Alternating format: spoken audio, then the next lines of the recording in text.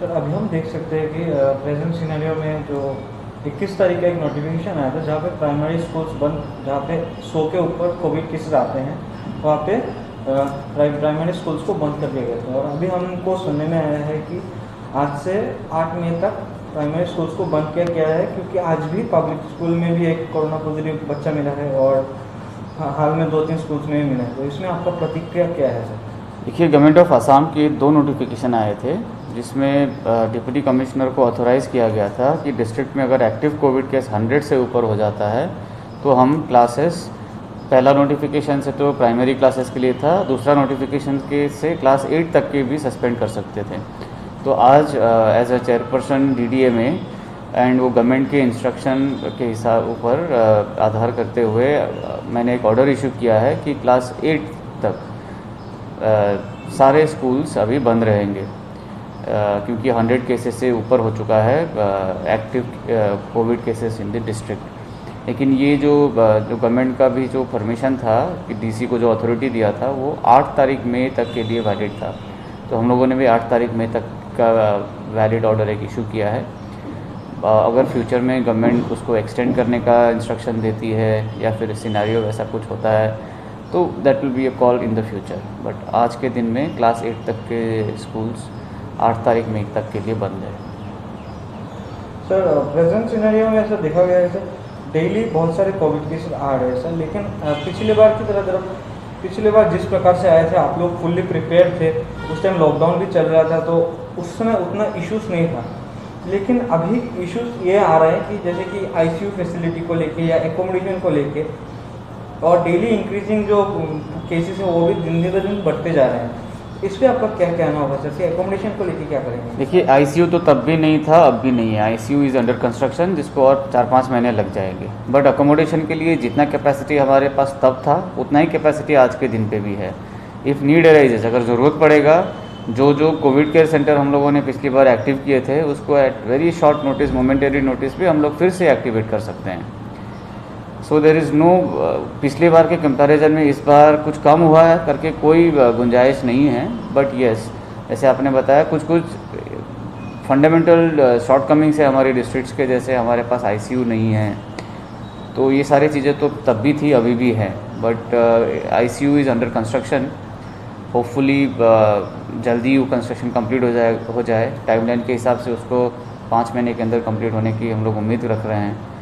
So other than that कोई accommodation का कोई शॉर्टेजेस या फिर पिछली बार के कंपैरिजन में इस बार कम है, ऐसा कुछ कोई मतलब it is not true. There are, जितनी पिछली बार था उतना ही हमारे पास इस बार भी एकोमोडेशन है। और जो रेडी नहीं भी किए हैं, इफ़ नीड अराइजेस, मान लीजिए जो ऑलरेडी रेडी की गए हैं एकोमोडेशन फुल होने लग जाते हैं, शॉर्ट नोटिस पे हम लोग कोविड केयर सेंटर्स भी एस्टैब्लिश कर सकते हैं। So that is not an issue. But lockdown और ये सब चीज़ें जो आपने बताया, ये गवर्नमेंट ऑफ इंडिया का ही कॉन्शियस डिसीजन है कि कोई लार्ज स्केल एरिया में लॉकडाउन अभी तक नहीं दिया गया है, असम सरकार ने भी नहीं दिया है।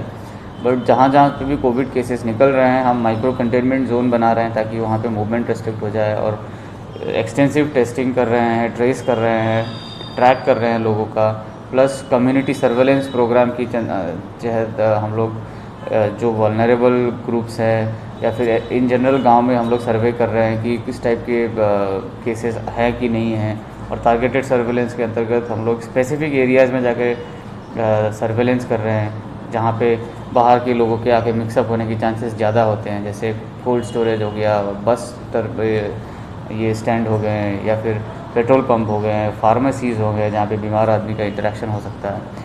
और हॉस्पिटल के स्टाफ को रेगुलरली टेस्ट करते हैं, डीसीज़ ऑफिस बाय ऐसे पब्लिक ऑफिस के स्टाफ को रेगुलरली टेस्ट करते हैं। So we are still, in fact we are much more prepared पिछली बार के हिसाब से, बिकॉज हमारा पिछली बार का भी एक्सपीरियंस है टू हैंडल कोविड।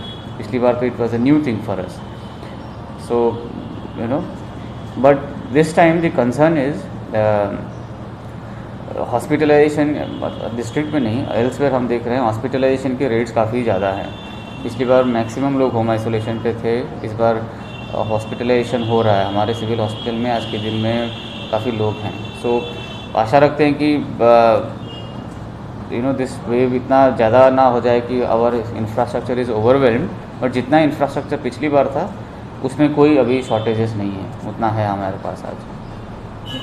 सर अभी 1 मई से वैक्सीनेशन 18+ टू 45 का चालू होने वाला था, तो आपको क्या लगता है कि जैसे कि अभी तो आसाम में स्टॉक्स आ रहे हैं, तो आपको क्या लगता है कि हैलाकानी में कब से चालू होंगे, मतलब vaccination process, as youths and peoples are also finding somewhere to get vaccinated? This is the decision government of Assam will take.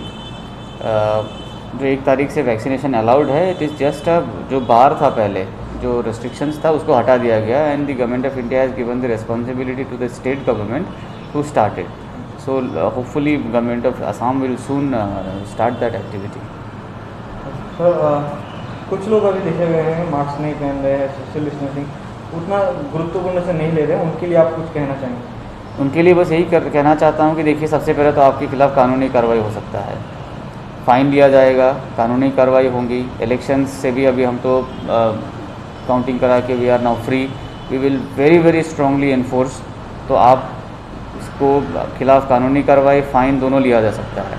दूसरी चीज़, मास्क नहीं पहनने की वजह से एक तो आप वल्नरेबल हैं, और अगर मान लीजिए आप एसिम्टोमेटिक कैरियर हैं, आपको पता नहीं आपके पास कोविड है, तो आप अनजाने में बहुत लोगों को कोविड फैलाते घूम रहे हैं। तो आपकी अपने सेफ्टी के लिए, कॉम्प्लायंस ऑफ द लॉ, तो कानून की कॉम्प्लायंस के लिए, और आपके अगल बगल के लोगों की सेफ्टी के लिए कृपया करके आप मास्क पहन के चलिए, because there is no alternative to wearing a mask. Mask पहनने का कोई विकल्प नहीं है, मास्क पहनना अत्यंत अनिवार्य है। Thank you for your time sir. Thank you.